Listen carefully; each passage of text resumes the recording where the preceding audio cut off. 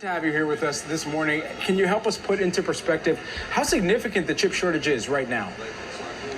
Yes, thank you for having me, Brad. So the global chip shortage has everything to do with supply versus demand. There's a lot of liquidity in the economy, and consumers have pent up demand in order to buy the latest and greatest gadgets in order to work more efficiently at home. Toyota, but let's break it down.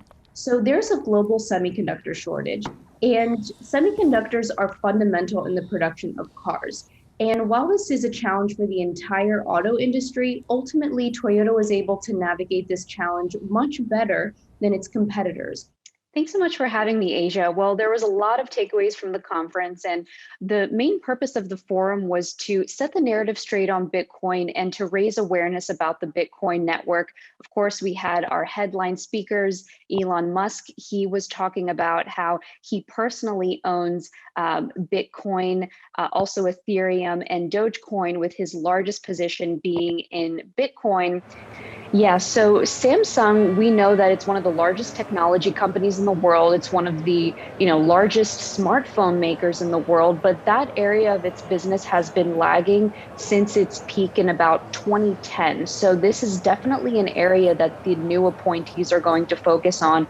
Great. So it sounds like a note for the audience here. They have to figure out what type of investor they want to be. If they decide to do it themselves, they have to do all that research, pick their own securities versus, working with a robo-advisor. A lot of that heavy lifting is done for them, and they have a lot of learning opportunities along the way. So I want to start out by you telling us about your background, your road to financial literacy, and how it ultimately became a personal mission of yours to enhance financial education in American communities. This limited rollout is a chance for Amazon to kind of test the waters, what will work and what needs to go back to research and development to see what could have more of a broader appeal to the retail audience. You can also stream video on it. So if you want to watch Netflix, Amazon Prime, or Hulu, it can serve as a central entertainment hub for your home. So there are a lot of features there.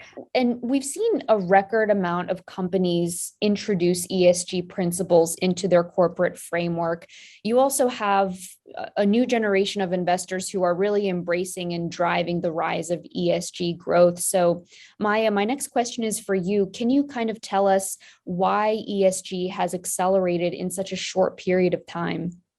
Yes, absolutely. Thank you. And yeah, Meredith's reference linguistic anarchy is very powerful and absolutely fitting to the context of ESG. And Sarah, you set us up perfectly for the next discussion topic about performance and the risk and return profile of ESG investments compared to non-ESG investments.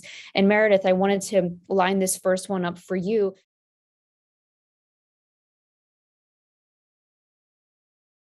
If you've ever wanted to add to your income, you can probably find what you're looking for at Airbnb.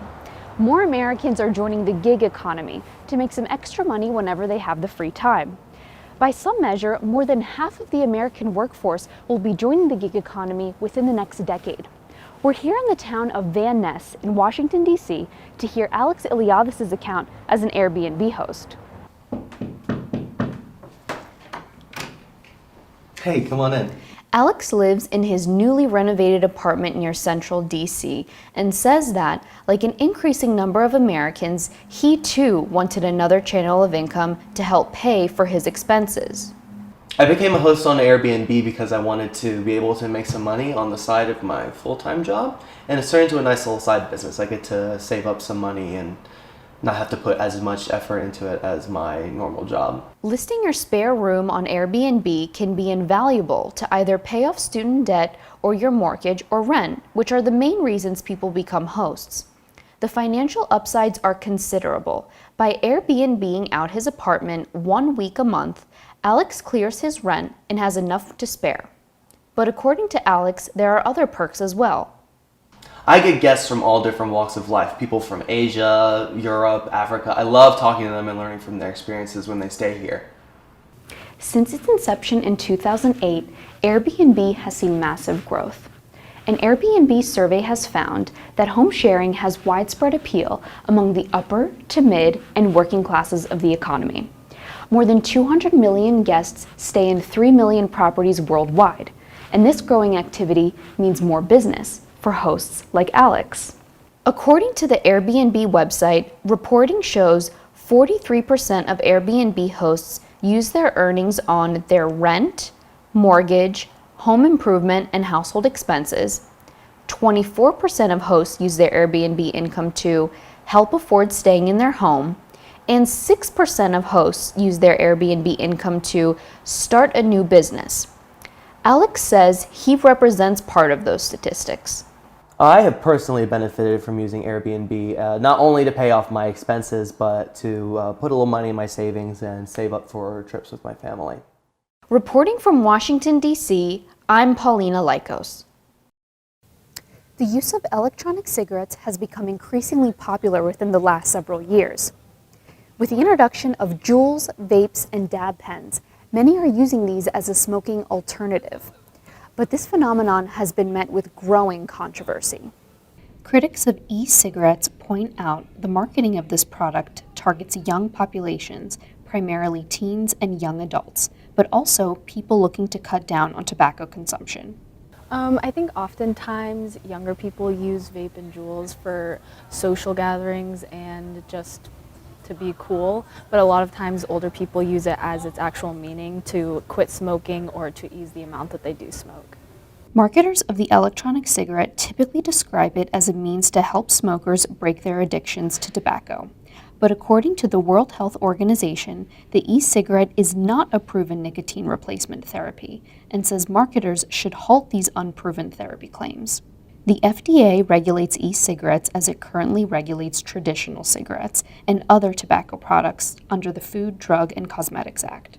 On a political front, however, the growing consumption of this product challenges electronic cigarette legislation. Republican senators sent a letter to the FDA raising concerns about the agency's recent e-cigarette regulation, stating that e-cigarettes could create burdens on small businesses. These senators urged the administration to consider repealing or suspending the FDA's regulation over e-cigarettes. 17 U.S. Democratic senators also sent a letter to the FDA demanding additional regulations on flavoring and marketing. These representatives say they want to ensure the public is aware of the health risks, pressing for the FDA to adopt aggressive warning labels for e-cigarettes and other tobacco products. As the ongoing dispute of regulation or deregulation continues, studies on the safety of e-cigarettes are also ongoing. Some experts say it's a great way to cut down or quit smoking, while others point to correlations in its use to respiratory problems. The FDA says more research is needed to look at potential benefits and health risks of using electronic cigarettes.